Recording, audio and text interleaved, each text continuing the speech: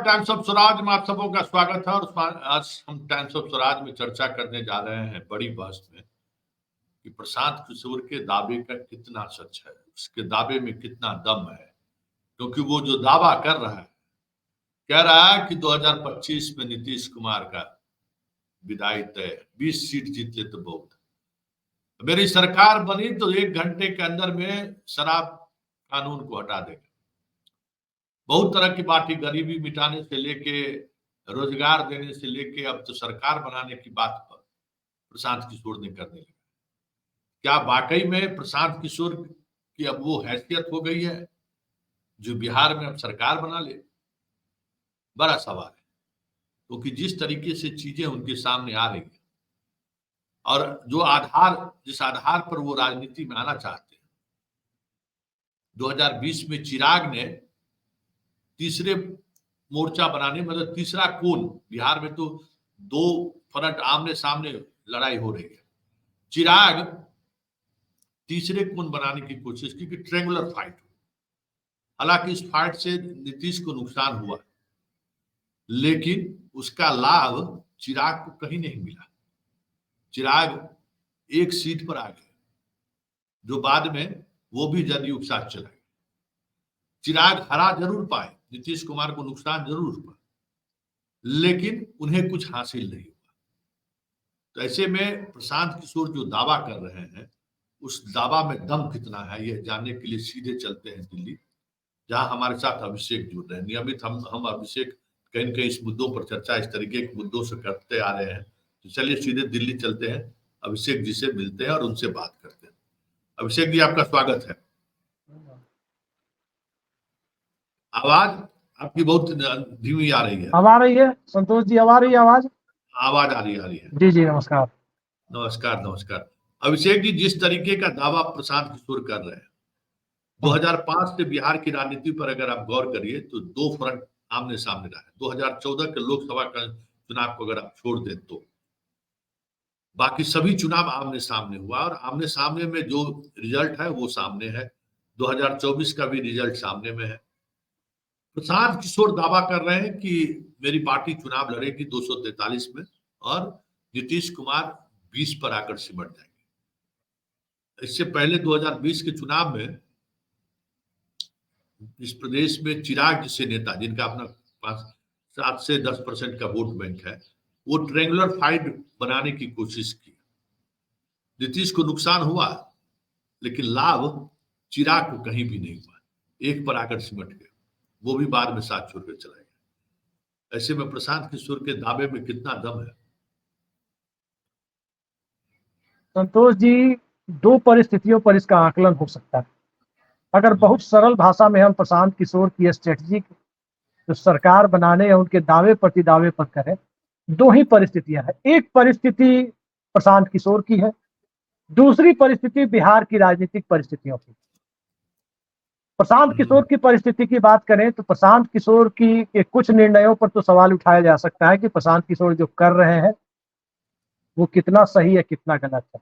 लेकिन कुछ फैसले उनके प्रशंसा के योग्य हैं, क्योंकि जिस तरीके से वो लोगों से मिलने जा रहे हैं, वो चुनावी नतीजे में कन्वर्ट हो या ना हो, कम से कम राजनीति करने का, लोगों से जुड़ने का, सीधा जुड़ने का जो तरीका है, वो तरीका बहुत ही लोकतांत्रिक तरीका आप कह सकते हैं। इसलिए अगर आप गांव में देखें, पुराने लोगों से बात करें या छोटे शहरों में, तो आचार्य नरेंद्र देव और लोहिया समाजवादी आंदोलन के दिनों में ऐसे ही गांव-गांव में अपने कैडर तैयार करते थे कांग्रेस के खिलाफ। या जनसंघ इसी तरीके से गांव-गांव में अपने कैडर को तैयार करने का, या शहर के व्यवसायियों मारवाड़ियों के बीच में अपने कैडर को तैयार करने की कोशिश करता। प्रशांत किशोर, चूंकि आज का जमाना संचार क्रांति का जमाना है, तो प्रशांत किशोर की कोशिशें एक अभियान के रूप में दिख रही है। चाहे जिस रूप में दिखे, उनके इस पक्ष को की तो तारीफ की जानी चाहिए। अब सवाल उठता है कि प्रशांत किशोर ने आखिर वो कौन सा बिहार की राजनीति में परिस्थिति को का आकलन कर लिया है, किस परिस्थिति को उन्होंने भांप लिया है जिसमें उनको लग रहा है कि बिहार की सत्ता में कामयाब हो सकते हैं। अब देखिए, बिहार की ही बात करें, 1-2 उदाहरण मैं आपके सामने बिहार का रखता हूं, उसके बाद 1-2 उदाहरण बाहर का संक्षेप में। देखिए, बिहार में 1990 से पॉलिटिक्स स्टैग्नेंट है। जैसे 1952 से लेके 1974-75 तक पूरे देश की राजनीति स्टैग्नेंट थी, यानी स्थिर थी। कांग्रेस सिस्टम कहा जाता था भारत के सिस्टम को। उसमें पहली बार जयप्रकाश नारायण ने, हालांकि लोहिया ने 67 में जड़ हिलाने की कोशिश की थी, लेकिन जेपी मूवमेंट और छात्रों के आंदोलन के बाद ये जड़ हिली। पहली बार किसी ने ठहरे हुए पानी में कंकड़ मारने की कोशिश की। बिहार में 90 से लेकर अब तक की जो राजनीति चल रही है, 34 सालों की राजनीति में किसी ने कंकड़ मारने की कोशिश तो की है, लेकिन उस कंकड़ मारने के पीछे सामाजिक बुनियाद कितनी मजबूत है, यही प्रशांत किशोर पर सवाल खड़ा होता है। क्योंकि बिना बेस के आप मकान नहीं बना सकते, बिना नींव डाले मकान नहीं बना सकते। और प्रशांत किशोर के साथ वो सवाल अंतिम दिन तक पूछा जाएगा, चुनाव वोटिंग के दिन तक पूछा जाएगा कि भाई इनका बेस कहाँ। अब सवाल आता है कि बिहार में कौन सी परिस्थिति उत्पन्न हो गई जिसमें प्रशांत किशोर को अपनी परिस्थितियां दिखने लगी। तो प्रशांत किशोर को जो परिस्थिति दिख रही है संतोष जी, ये बड़ी गौर करने वाली बात है, आप ध्यान दीजिएगा। देखिए, बिहार में सामाजिक स्तर पर 5 कैटेगरी है और आर्थिक स्तर पर 3 कैटेगरी है। सामाजिक स्तर पर जो 5 कैटेगरी है बिहार में, उसमें जनरल कैटेगरी यानी सामान्य वर्ग जिसे सवर्ण कहते हैं, उसमें पिछड़ा वर्ग, उसमें अति पिछड़ा वर्ग, उसमें अनुसूचित जाति और उसमें 1-1.5-2% जो भी है अनुसूचित जनजाति। ये 5 कैटेगरी। आर्थिक स्तर पर आप देखें तो समाज में एक उच्च वर्ग है बिहार के सोसाइटी में, समाज में वो बहुत छोटा है, समाज में एक मिडिल क्लास भी है, और इन सब से बड़ा, मतलब देश में बिहार इकलौता राज्य होगा जहां मिडिल क्लास के बराबर का लगभग या उसके से थोड़ा ही बड़ा छोटा एक लोअर क्लास भी है, जो आर्थिक रूप से बीपीएल या एपीएल कह सकते हैं, बिलो प्रोवर्टी लाइन या बिलो प्रोवर्टी लाइन से थोड़ी सी ऊपर की कैटेगरी। ये आर्थिक तौर पर 3 कैटेगरी है। अब सवाल उठता है कि सामाजिक विमर्श के ऊपर आर्थिक विमर्श को प्रशांत किशोर यदि लाने में कामयाब हो गए तो प्रशांत किशोर कामयाब हो सकते हैं। लोग अपने सामुदायिक चेतना को छोड़कर आर्थिक चेतना को ऊपर लेकर चले आए। जैसे दिल्ली में 2013 में हुआ था कि बिजली और पानी का बिल, सरकारी स्कूल को सुधारने का शिक्षा का मॉडल, और विनोद कुमार बिन्नी एक निर्दलीय पार्षद थे पूर्वी दिल्ली से, उन्होंने अपने क्षेत्र में जो अपने दायरे में प्रयोग किया था, उस दायरे को अरविंद केजरीवाल के विजन के साथ, सिसोदिया के विजन के साथ जोड़ करके जिस तरह से दिल्ली की जनता के बीच वो सामने लाने की कोशिश की गई, उसमें आर्थिक विमर्श बहुत बड़ा था दिल्ली का। सामाजिक विमर्श उस स्तर का नहीं था, वो प्रधानता नहीं थी सामुदायिक विमर्श की या सामाजिक विमर्श की जो बिहार में। तो एक ये परिस्थिति है कि वाकई अगर प्रशांत किशोर वो करने में कामयाब हो गए तो बिहार में आगे बढ़ सकते हैं। अब आते हैं राजनीतिक परिस्थितियों पर, राजनीतिक इलेक्टोरल, जिसको विशुद्ध चुनावी परिदृश्य कहते हैं। तो चुनावी परिदृश्य ये है कि जब आमने सामने की लड़ाई होती है, तो आप बिहार में 2015 के विधानसभा चुनाव को देखे होंगे, महज 7% वोटों का अंतर था, ओनली 7% वोट, जिसमें बिहार में 3/4 बहुमत 75% सीटें मिली महागठबंधन को 42% वोटों के साथ, और 35% यानी 35% वोटों के साथ 1/4 सीटें भी नहीं मिली, उससे भी कम मिली एनडीए को। महज 7% का ही अंतर था, लेकिन फासला बढ़ गया। आप 2022 में उत्तर प्रदेश को देखिए, 37% से ज्यादा वोट अखिलेश यादव के सपा के नेतृत्व वाले गठबंधन को था, और 42-42.5% वोट भाजपा वाले गठबंधन को था। महज 5-5.5% वोटों से अखिलेश यादव को 125 सीटें मिली और भाजपा गठबंधन को 270-72 सीटें मिली, 350 के करीब सीटें मिली। देखिए, 5-5.5% का ही अंतर था वहां। वो स्ट्रेट फाइट की कहानी है। प्रशांत किशोर यहाँ त्रिकोणीय मुकाबले की स्थिति लाने की कोशिश कर रहे हैं। त्रिकोणीय मुकाबले में वोट प्रतिशत और सीटों के बीच के अंतर को आप बहुत सीधे सीधे उसको, मैंने प्रत्यक्ष संबंध उसमें आप नहीं देख सकते। आप त्रिकोणीय मुकाबले में उत्तर प्रदेश में तो 2007 में कुछ सीटों पर चतुष्कोणीय और ज्यादातर सीटों पर त्रिकोणीय मुकाबला था, आपने देखा होगा विधानसभा में। और 7 और 12 के चुनाव में यूपी में, जब राहुल गांधी दलित के घर में जाकर के खाट पर सो रहे थे, सीधे सीधे जुड़ने की कोशिश कर रहे थे, कांग्रेस दम दिखा रही थी लेकिन संगठन लचर था। तो उत्तर प्रदेश में काफी हद तक कुछ सीटों पर चतुष्कोणीय और मोटे तौर पर त्रिकोणीय मुकाबले में आपने देखा 26 से 29% वोट के बीच में सपा और बसपा ने 2012 और 2007 में पूर्ण बहुमत की सरकार बनाई, एब्सोल्यूट मेजोरिटी की सरकार बनाई थी। और वोट कितने थे? 26 से 29% की। 26% वोट मायावती को आए थे, 28.5% के करीब वोट अखिलेश को आए थे। बिहार की परिस्थिति को देखें, 1995 का चुनाव, 324 सदस्यों की तब विधानसभा थी। दर्शकों की जानकारी के लिए बता दें, बिहार झारखंड एक था। जनता दल था, राजद नहीं बना था। वीपी सिंह और एसआर मुंबई का जनता दल, लालू यादव मुख्यमंत्री थे। और उस जनता दल को बिहार में 27% वोट मिले थे, लेकिन बहुमत के आंकड़े से 4 सीटें ज्यादा मिली थी। 167 सीटें जनता दल को मिली थी, 167। 163 बहुमत का आंकड़ा था 324 की विधानसभा में। लेकिन वहीं से एक रास्ता निकला। रास्ता यह निकला कि 15-16% वोट भाजपा को थे, 11-12% वोट कांग्रेस को थे। समता पार्टी और माले के गठबंधन को भी 12% के करीब वोट मिले थे। 8-10% वोटों पर बिहार पीपुल्स पार्टी भी काबिज थी। तो समता पार्टी ने माले से अपना गठबंधन तोड़ा, बिहार पीपुल्स पार्टी का मर्जर कराया समता पार्टी में, और भारतीय जनता पार्टी के साथ वो बार्गेनिंग की स्थिति में पहुंची। ये 1996 के लोकसभा से आगे की कहानी है, वहां से। और बिहार में धीरे धीरे 2000 के चुनाव में ही करीब करीब सत्ता परिवर्तन हो गया, और 2005 में तो हो ही गया। तो 95 की बात मैंने इसलिए बताई कि मल्टी कॉर्नर कॉन्टेस्ट में 27% वोट लेकर लालू यादव ने सरकार बना ली।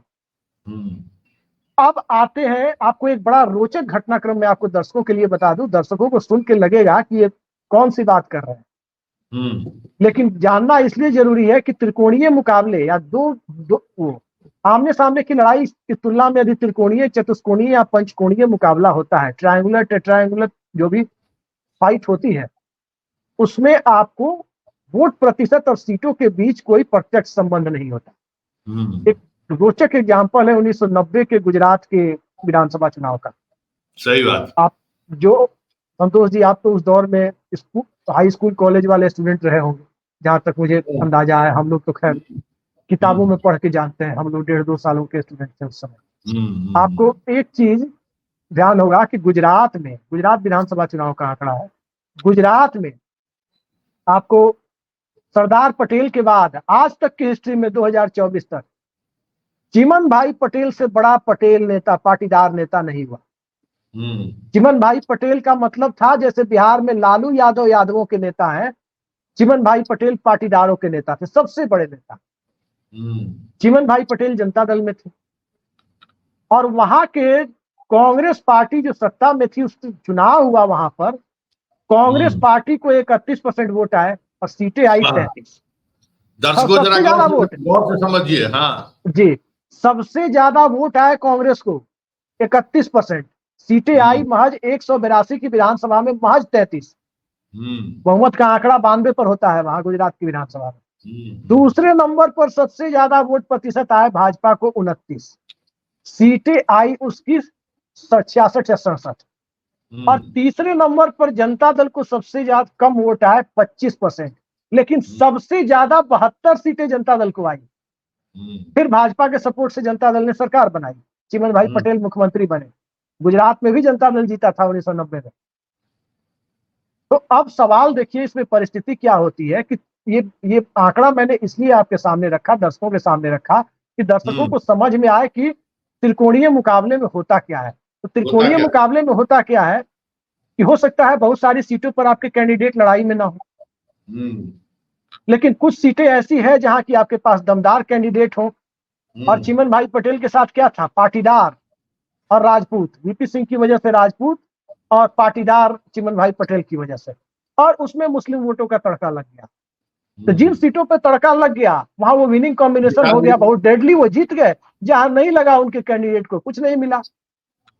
तो कैंडिडेट को स्ट्रेटेजिक तरीके से प्लेस किया गया, सीटों को मैक्सिमाइज। जैसे अभी शरद पवार ने महाराष्ट्र में इंडिया अलायंस में सबसे कम सीटें लड़ी और सबसे ज्यादा स्ट्राइक रेट था, 10 में 8 जीती।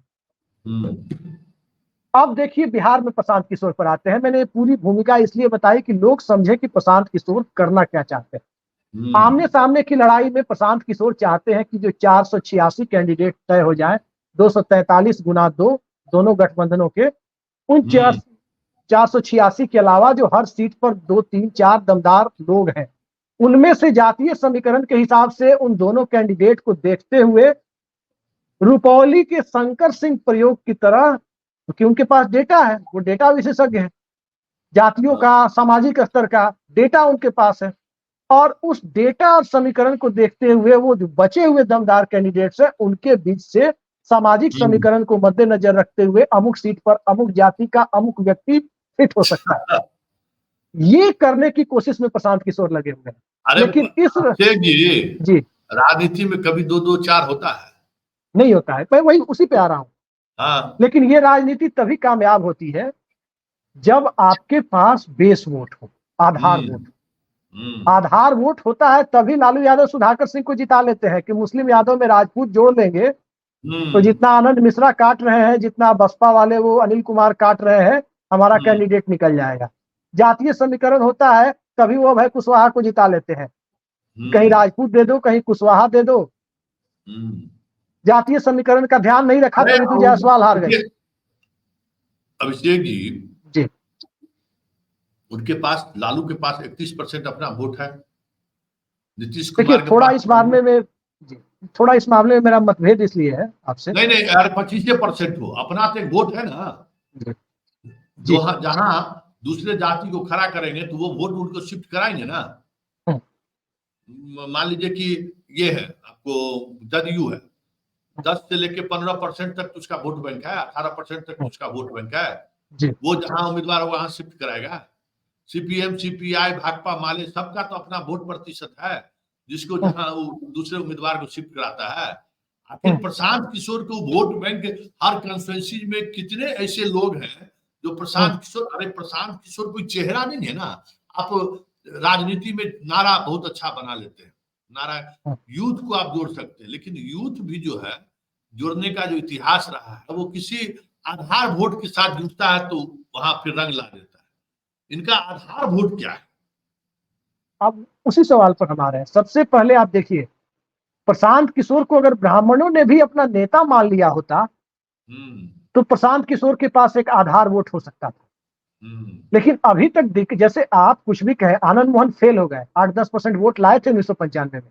आनंद मोहन को राजपूतों ने और कोई काफी हद तक भूमिहारों ने अपने आप को जोड़ लिया था आनंद मोहन से 1995 में। सीट भले ही एक मिली थी, पूरे बिहार में एक सीट मिली थी, लेकिन वोट मिले थे। अब स्थिति, नीतीश कुमार को 95 में सीट भले ही कम मिली थी, लेकिन कुशवाहा तो नहीं जुड़े, लेकिन कुर्मी वोटरों ने और पुराने समाजवादी चाहे वो किसी भी जाति धर्म के हो, उन्होंने ने समता पार्टी से जोड़ लिया। प्रशांत किशोर आज की तारीख में वो आधार वोट की सेलिंग नहीं कर पाए हैं। आज की तारीख में क्या होता है, आधार वोट फिक्स डिपॉजिट का काम करता है, और फिक्स डिपॉजिट का पेपर दिखा करके आप बैंक से लोन लेने जाते हैं, देखिए यही हमारी संपत्ति है और ये आप कोलेटरल के तौर पर रखिए और हमें इतना लोन दीजिए। तो वो कोलेटरल कहाँ है जिसको वो रख सकेंगे? और ये जब तक नहीं दिखाएंगे, सारे लोग कहेंगे बात तो बहुत अच्छी कर रहे हैं। हम लोग बिहार में जब जाते हैं घर पर या अपने इलाके में घूमते हैं तो पसमानदा मुस्लिम समाज के लोग कहते हैं देखिए काम तो नीतीश कुमार ने हमारे लिए किया है, लालू यादव ने तो कुछ नहीं किया था, सिर्फ भरमाया था, ऐसे ही कहते हैं लोग। लेकिन क्या करें, इनका वोट दिखाई नहीं देता है तो इनको वोट कहाँ दे? अंत में वो जाकर के वोट दे आते हैं उसके साथ। और दूसरी चीज, मुस्लिम वर्ग का पढ़ा लिखा तबका इस बात को भी मानता है कि बिहार में भाजपा को रोकना लालू यादव के बस की बात नहीं थी। बिहार में आज तक इकलौता हिंदी भाषी प्रदेश जहां भाजपा अपनी सरकार नहीं बना पाई, अपना मुख्यमंत्री नहीं बना पाई, तो जो पढ़ा लिखा तबका है मुसलमानों में मानता है कि इसका क्रेडिट नीतीश कुमार को जाता है, लालू यादव को नहीं। क्योंकि नीतीश कुमार जब देखते हैं भाजपा ऊपर चढ़ सकती है तो भाजपा के ऊपर चढ़ के बैठ जाते हैं उसके साथ में। जब देखते हैं कि भाजपा को किनारे लगा देना है, अब इसके जरूरत नहीं है, इसको दूर फेंको, तब वो राजद को अपने साथ ले लेते हैं। मतलब किसी तरह से ये केंद्र प्रकारेण भाजपा को दूर रखो। प्रशांत किशोर के साथ क्या है, 2-3 चीजें जुड़ गई है। प्रशांत किशोर के ऊपर एक तो भारतीय जनता पार्टी की बी टीम होने का लेवल ये चस्पा होता जा रहा है। इस बात से आपको मतलब इत्तेफाक रखना होगा कि वो हो। मैं नहीं मानता कि प्रशांत किशोर किसी की बी टीम है या नहीं है, क्योंकि मेरे पास कोई तथ्य या सूचना या जानकारी नहीं है ऐसी, लेकिन ये आरोप लग रहे हैं प्रशांत किशोर के ऊपर। तो जो तबका इनसे जुड़ना चाहता है, या तो वो आरक्षण समर्थक है या अल्पसंख्यक है, और वो दोनों में से कोई तबका जब तक नहीं जुड़ेगा, आपकी सीटों की संख्या 20, 25, 30 नहीं होगी। सीधी सी बात। वो आपके साथ आ नहीं रहा है। हवा प्रशांत किशोर बना रहे हैं सामाजिक। या तो प्रशांत किशोर एक काम करें, बिहार में अगर वो लड़ ही रहे हैं तो बिहार के सामाजिक समीकरण को देखते हुए ले आए किसी अति पिछड़ा को, मुख्यमंत्री का कैंडिडेट ही घोषित कर दें। कोई चेहरा ठाकुर के अभिषेक जी, एक देखिए, एक तो बिहार दिल्ली नहीं है, बड़ी बात है, दिल्ली नहीं है। और बिहार की जो राजनीति रही है, बहुत ही मेच्योर पॉलिटिशियन की जनता यहाँ जो है तो बहुत अलग अंदाज में वोट करती है। मोदी 2015 में जितना सभा किए होंगे, हमें नहीं लगता कि किसी स्टेट के इलेक्शन में उतनी सभा कभी की हो। जितनी राशि, जिस तरीके से पैसा पानी की तरह बीजेपी बढ़ाया होगा, हमको नहीं लगता है कि उतना पैसा प्रशांत किशोर के हैसियत है कि वो बहा ले। 2-4 करोड़ पर कंस्टिट्यूएंसी खर्च कर ले, यही बहुत बड़ी बात है। तो ये सब कुछ होने के बावजूद भी क्या हश्र हुआ 2015 में बीजेपी को, आपको एनडीए को पता ही है। मतलब जितना सभा नहीं हुआ, अपनी सीट नहीं आई। तो ये मिजाज है। और ये बात सही है कि आप इसके पास, प्रशांत किशोर के पास वो वोट है जो नीतीश से नाराज है, उनको खींचने की कोशिश कर रहे हैं, मुसलमानों को खींचने की कोशिश कर रहे हैं कि जो लालू से नाराज है वो प्रशांत किशोर खींचने की कोशिश कर रहे हैं। शहाबुद्दीन की पत्नी को क्यों वो कल जाके गुपचुप मिले हैं? ये इनको एहसास हुआ इस बार के लोकसभा चुनाव में कि मुसलमान अब हमसे अलग होने लगा है, क्योंकि कहीं न कहीं इन्होंने जो समीकरण बनाया था वो समीकरण अब टूट रहा है। अशोक यादव को लेकर मधुबनी में टूटा, आपको दरभंगा में टूटा, मुसलमान उस तरीके से एग्रेसिव नहीं हुआ। तो ये जो टूट हुआ है ना, हमें लगता है कि प्रशांत किशोर को इस बात उसको उस और नजर है कि मुसलमान को ले लेंगे। और नीतीश का जो नाराज वोटर है 5%, 60% और 5%, 7% मुसलमान को ले आए तो 10% हमारे साथ वोट बैंक एक स्ट्रेंथ हो जाएगा हमारे पास 10%। उसके बाद हम, लेकिन ये जो स्ट्रेंथ वो सोच रहे हैं, ये तो मुंगेरी लाल का हसीन सपने वाली बात है। क्यों आपके साथ जाएगा? आपको देखेगा तब ना कि आप उम्मीदवार कैसे खड़ा किया। आप 243 उम्मीदवार खड़ा करने की बात कर रहे हैं। अभी स्थिति यह है कि हर जगह जो भी सामाजिक रूप से आप सक्रिय यूथ है ना, उसको फोन करके प्रशांत किशोर टीम कहता है कि तुमको चुनाव लड़ाएंगे, तुम हमारे साथ मिल जाओ। कई लोग हमको बताया है। तो इस तरीके, अच्छा ऐसा भी नहीं है कि हर कंस्टिट्यूएंसी में, अरे जो पार्टी है उसको तो अपना उतना मजबूत उम्मीदवार नहीं मिलता है। याद करिए ना, कितनों जिला परिषद मुखिया चुनाव हो गया है, कोई भी विधानसभा में ऐसा चेहरा नहीं है कि 243 पर शंकर सिंह जैसा आदमी कितने विधानसभा क्षेत्र में? जी, वही बात मैं भी कह रहा हूँ। 4-5 आदमी, 10 आदमी मैक्सिमम। तो शंकर सिंह जैसे आदमी को भी अभी जीत गए इसलिए ना कि बीमा भारती लड़ रही थी, दूसरी तरफ जदयू भी उस कास्ट का पिछड़ा दे दिया, तब आप लाभ उठा लीजिए, ये अलग बात है। यही परिस्थिति थोड़ी रहेगी। ये सारी चीज भी प्रशांत किशोर के फेवर में नहीं है। फिर भी वो अगर दावा कर रहे हैं, तो क्या आपको लगता है कि जो दावा वो यूपी में कर रहे थे कांग्रेस के लिए दौर में, कांग्रेस को तो बदल ही रहे थे। अभी जो लोकसभा चुनाव के दौरान प्रशांत किशोर ने जो दावा किया था, उस दावे में तो पूरी तरह फेल हो गए। देखिए संतोष जी, हाँ, एक चीज इसमें हम ऐड करना चाहेंगे आपके सवाल पर आने के पहले। हाँ, देखिए बिहार की राजनीति के बारे में एक भ्रांति है। भ्रांति यह है कि जब से जाति जनगणना हुई है, लोग आंकड़े पढ़ते नहीं है, देखते नहीं है। सामाजिक आंकड़े और आर्थिक आंकड़े, जाति जनगणना के साथ आर्थिक आंकड़े भी आए, और प्रशांत किशोर बहुत माइन्यूटली उन आर्थिक आंकड़ों को के अंदर घुस रहे हैं। ध्यान दीजिएगा। और मैं इसलिए कह रहा हूं कि उसके सामाजिक आंकड़े को यदि वो मद्देनजर साथ में रखें तो शायद कामयाब हो सकते हैं। लेकिन अब तक उन्होंने इसमें कोई दिलचस्पी नहीं दिखाई है। मैं आपको बता रहा हूं, आपने नहीं सुना होगा कि उन्होंने सामाजिक आंकड़ों में।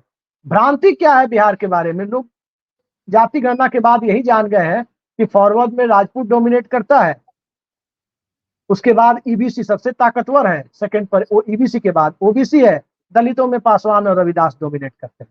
लेकिन उस हकीकत को भूल जाते हैं। देखिए डोमिनेंट ओबीसी, जिसको BC2 कहते हैं, उसकी संख्या 27% है बिहार में, और 36% अति पिछड़ा है, 63% यही वोट है। लेकिन लोग ये भूल जाते हैं कि ये 27% जो है ये पूरा का पूरा हिंदू समाज में है। यादव हो, कुर्मी हो, कुशवाहा हो, वैश्य हो या दूसरी जातियां हो। मुस्लिम में 2 ही कैटेगरी है, जनरल और ईबीसी, जहां तक मेरी जानकारी है। अगर कुछ त्रुटि होगी तो हमारे दर्शक करेक्ट करेंगे। असंतोष जी आप जानते हैं, अगर कोई तो, मेरी जानकारी के मुताबिक 2 ही कैटेगरी है। अब 36% का आंकड़ा जो आप देखते हैं उसमें हिंदू ईबीसी 24% ही है, और हिंदू ईबीसी जो 24% है वो 27% बीसी से 3% कम है। ये समझिए, 12% उसमें माइनॉरिटी, 12 से 12.5% मुस्लिम ईबीसी है।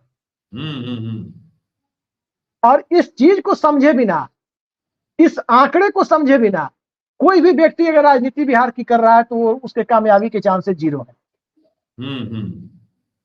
हिंदू ईबीसी में छोड़ दीजिए कि सेन लगा लेंगे, यादव का नेता है, कुर्मी का नेता है, कुशवाहा का नेता है, और वैश्य समुदाय जो डोमिनेंट वैश्य है, बैकवर्ड क्लासेज वाला वैश्य, ईबीसी वाला वैश्य नहीं, बैकवर्ड क्लासेज वाला वैश्य वो भाजपा के साथ है। जो छीना झपटी है जनरल में है और हिंदू ईबीसी में है, जो 24% है। इन्हीं दोनों में छीना झपटी है। और दलित वर्ग के वोट में भी हर कम्युनिटी का नेता है, ये भी जान लीजिए। मोटे तौर पर हर कम्युनिटी का नेता है। पासवान कम्युनिटी का अपना नेता है। रविदास कम्युनिटी के लोग अगर बसपा 243 पर लड़े तो उनके 60% वोट बसपा में जाएंगे, 40% नीतीश कुमार को महादलित में जाएंगे। माझी कम्युनिटी, मुसहर कम्युनिटी के नेता माझी जी हैं। इसी तरह से धोबी कम्युनिटी में संख्या उनकी कम है, लेकिन श्याम रजक एक नेता है उनके। मोटे तौर पर उसके अंदर जो कम्युनिटी है कमोबेश अधिकांश के अपने नेता है। चौधरी है, अशोक चौधरी है, अशोक चौधरी है, पासी समाज के नेता उदय चौधरी है। हाँ, ये सब लोग हैं, अपना अपने अपने कम्युनिटी के नेता सब सभी हैं। अब सवाल उठता है संतोष जी कि प्रशांत किशोर इनके बीच स्पेस कहाँ बना पा रहा है। प्रशांत किशोर की राजनीति कहाँ पर है, मैं एक बहुत महत्वपूर्ण तथ्य आपके सामने रखना चाहता हूँ। प्रशांत किशोर की राजनीति है, कल उन्होंने इंटरव्यू दिया है कन्हैया बेलारी जी को, कल या परसों मैंने देखा। छठ में जो बिहार आएगा वो बाहर नहीं जाएगा। छठ में जो बिहार आएगा नौजवान, जो डिस्ट्रेस माइग्रेशन जिसको कहते हैं, मजबूरी में 10-12 हजार का नौकरी करने कोई तिरपुर जाता है तमिलनाडु, कोई सूरत जाता है, कोई पंजाब जाता है, वो बाहर नहीं जाएगा। ये बात बिल्कुल सही है कि राज्य सरकार चाहे तो 10-12 हजार रुपए कमाने लायक रोजगार का इंतजाम राज्य में कर सकती है। हम सहमत है प्रशांत किशोर से, कोई भी राज्य सरकार कर सकती है, लेकिन इच्छा शक्ति दिखानी होगी। देखिए कोशिश इनकी यही है, एक लाइन कह दे, एक लाइन बस, कोशिश इनकी यही है प्रशांत किशोर की संतोष जी।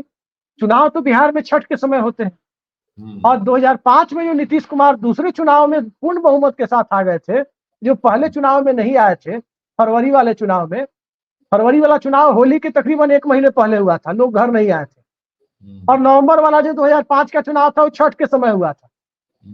तो छठ के समय हर विधानसभा सीट पर जो 10,000 वोटर बढ़ गए थे, उन वोटरों ने जाति धर्म से ऊपर उठ करके वोट दे दिया था, जिससे नीतीश कुमार के अलायंस को 145 सीटें मिल गई थी। उन्हीं फ्लोटिंग वोटर पर प्रशांत किशोर की नजर है कि हमारे कास्ट इक्वेशन के साथ, क्योंकि वाकई जो लोग घर लौट के आते हैं और जो परिस्थितियां हैं, और उनको अगर कोई कहेगा कि आप लौट के आए हैं तो जो 2025 में लौट के आएगा वो वापस नहीं जाएगा, उसको यही वापस जाने पर मजबूर नहीं होना होगा, यही काम दे देंगे।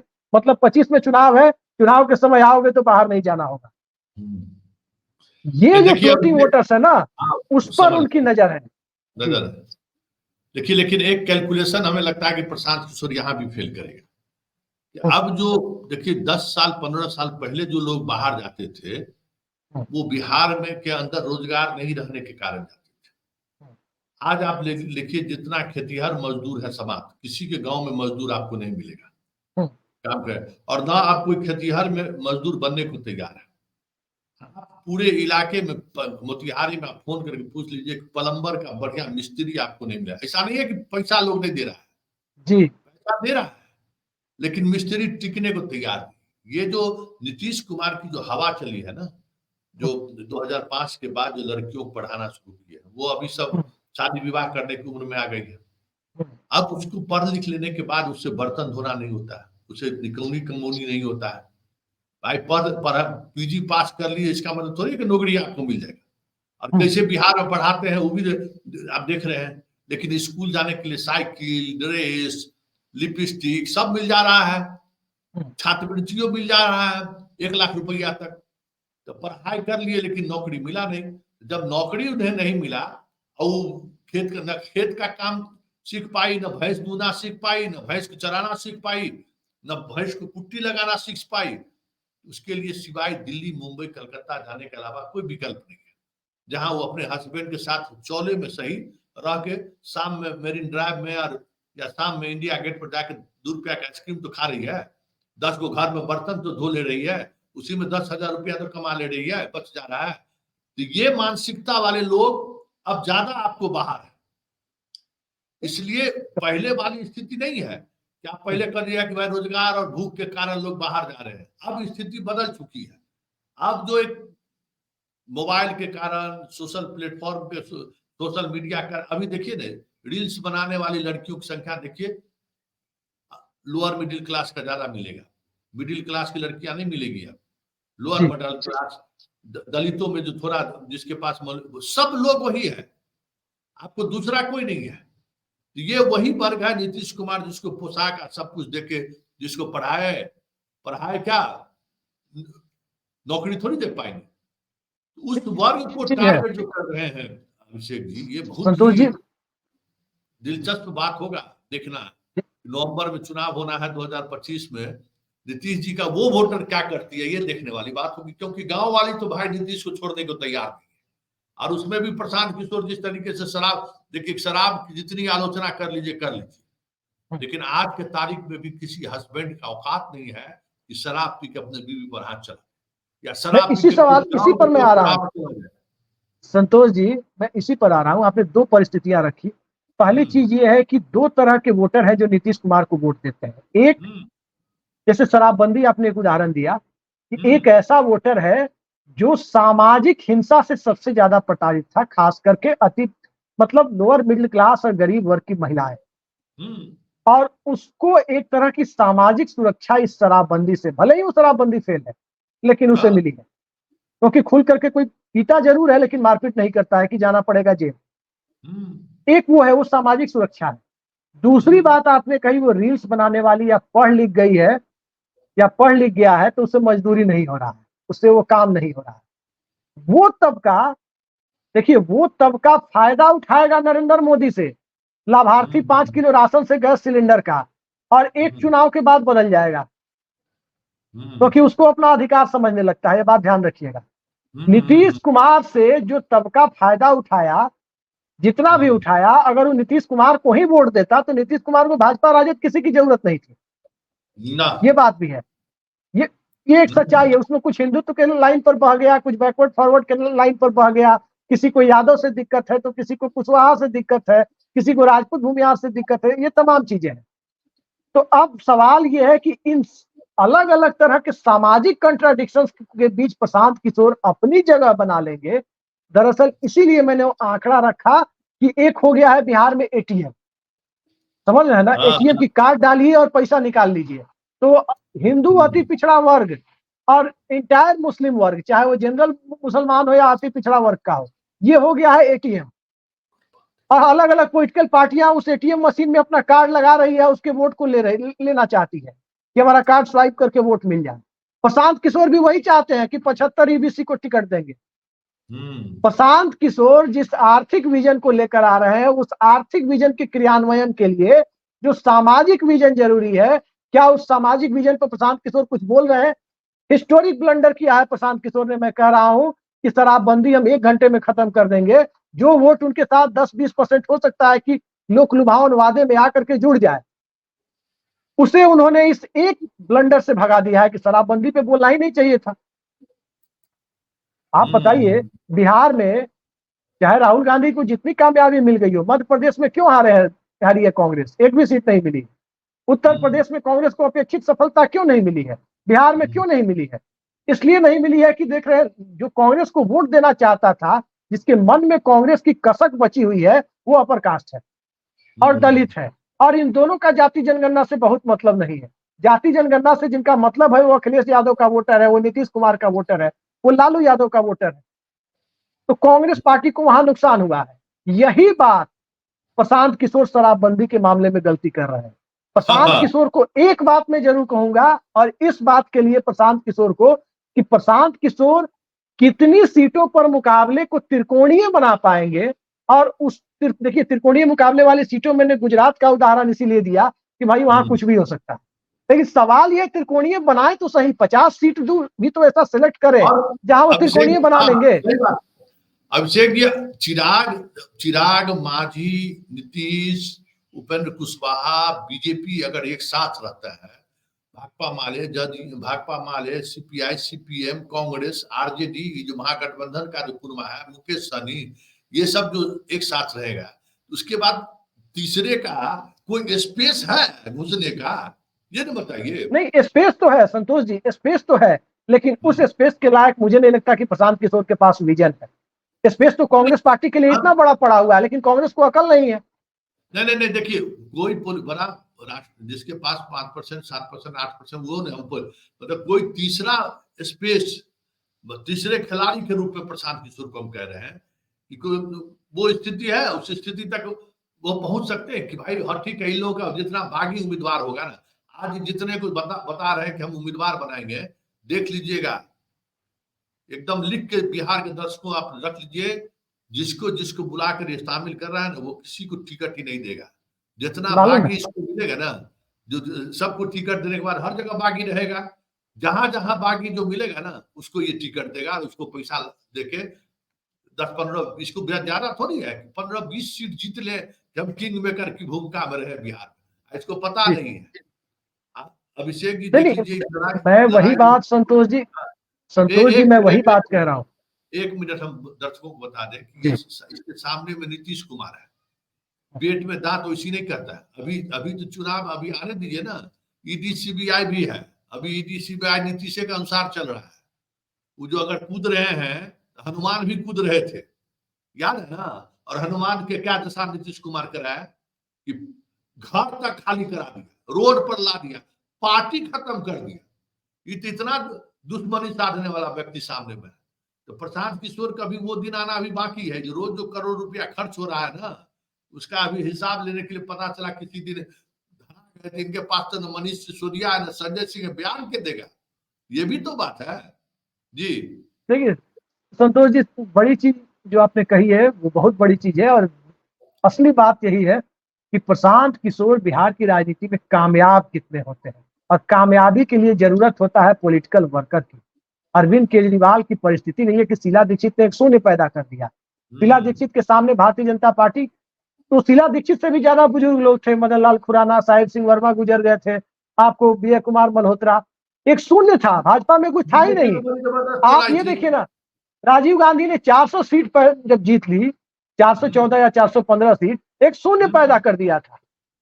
शीला दीक्षित के पैदा किए हुए शून्य में अरविंद केजरीवाल उभर के आए। राजीव गांधी ने जो शून्य पैदा किया कि चंद्रशेखर वाजपेयी, जॉर्ज फर्नांडिस सब हार गए, बहुगुणा वगैरह, ऐसा शून्य पैदा किया, किसी के पास 10 सीट नहीं थी, तो उसमें वीपी सिंह आ गए। यहाँ शून्य नहीं है, यहाँ तेजस्वी यादव है। और ये बात देखिए, तेजस्वी यादव के वोटर को भी 50% वोटर को पता है कि तेजस्वी यादव सरकार बनाने की स्थिति में नीतीश कुमार और भाजपा के गठबंधन के रहते नहीं है चुनाव में, लेकिन उनके वोटर टूट करके प्रशांत किशोर के पास चले जाए। भाई वो तभी जाएगा ना वोटर, जब उसे लगेगा कि नहीं वो तेजस्वी नहीं बना रहे लेकिन ये बना लेगा। भाजपा का वोटर 2013 में आया प्रशांत के साथ, केजरीवाल के साथ दिल्ली के चुनाव में, क्यों आया? उसको लगा कि नहीं भाई, शीला दीक्षित को यही टक्कर दे रहा है, भाजपा नहीं दे पा रही है। कांग्रेस का भी कुछ वोटर इस डर से आया कि अरे कहीं भाजपा ना सरकार बना ले, खासकर माइनॉरिटी दिल्ली में और दलित, इसलिए भाजपा को रोकने के लिए केजरीवाल के साथ चलो। बिहार में क्या है, कोई किसी को रोकने के लिए वोट नहीं कर रहा है। नीतीश कुमार का अपना वोटर है, लालू यादव का अपना वोटर है, यहाँ सबको लाने के लिए वोट कर रहे हैं, कोई किसी को रोकने के लिए वोट करने वाला तबका नहीं है। आज भी देख लीजिए, जैसे 5 में लालू हराओ अभियान था, नीतीश कुमार जीते। बिहार में नीतीश हराओ अभियान आपने कहीं देखा है क्या? जब तक नीतीश हराओ, देखिए हराओ अभियान में कोई भी जीत जाता है, जब आंधी आती है ना तो वो नहीं देखती है कि स्लुइस गेट जो है उसका लोहा कितना मजबूत है, ठेकेदार मजबूत काम किया है कि खराब किया है, कैसा भी स्लुइस गेट टूट जाएगा जब बाढ़ आएगा। चलिए तो ये स्थिति है, जब तक नीतीश हराओ अभियान पैदा नहीं होगा तब तक बिहार में प्रशांत किशोर क्या किसी को भी कामयाबी की संभावनाएं छीन रहेंगी। जी सही बात। अरे भाई, जब जैसे ही लगेगा कि लालू आ रहा है ना, जितना अभी भाषण दे रहे हैं मिश्रा जी, सिंह जी या राय जी, सब भाग खड़ा होगा, अरे और कोई स्लोगन है ही नहीं है। नीतीश कुमार तो जो है सो बात कहिए यही दिखाएगा फिर ना, भेड़िया आया भेड़िया आया भेड़िया आया। उसको प्रशांत किशोर कैसे देखते ना, कभी लालू की तारीफ कर देंगे, कभी मोदी की तारीफ, ऐसे थोड़ी राजनीति होता है। राजनीति को धतूरा पी के होने वाली चीज है। चलिए बहुत बहुत धन्यवाद अभिषेक जी, बहुत सारे इंफॉर्मेशन आपने दिया, धन्यवाद। तो आपने सुना अभिषेक जी ने आंकड़ों के सहारे बहुत सारी चीजें स्पष्टता के साथ रखा है, लेकिन प्रशांत किशोर पर नजर रखना है, प्रशांत किशोर के हर एक एक्टिविटी पर नजर रखना है, क्योंकि बिहार की राजनीति को जिस तरीके से गुजरात मॉडल की तरफ ले जाने की कोशिश हो रही है, मतलब कॉर्पोरेट का आधिपत्य, अभी तो अडानी आया है ना, बहुत सारे लोग हैं, अब सब कुछ बिहार में बचा हुआ है। बिहार ही एक ऐसा स्टेट है जहां सड़कों का जाल होना बाकी है, पुल पुलिया का होना बाकी है, मतलब आजकल तो सड़क पे ही सबसे ज्यादा इन्वेस्ट हो रहा है ना, गाड़ी चले चाहे नहीं चले, ये सारी चीजें जो चल रही है ना, यही देखने वाली बात। और यही वजह है कि प्रशांत किशोर जिस जिस तरीके से अपने गांव घर में नहीं कहता लोग डिंग हाँक रहे हैं, उस जो डिंग हाँक रहे हैं उसका आनंद लीजिए। चलिए इस बड़ी बहस को यही समाप्त करते हैं, फिर किसी नए मुद्दों के साथ हमारी आपकी मुलाकात होगी। फिलहाल हमें इजाजत दीजिए, नमस्कार।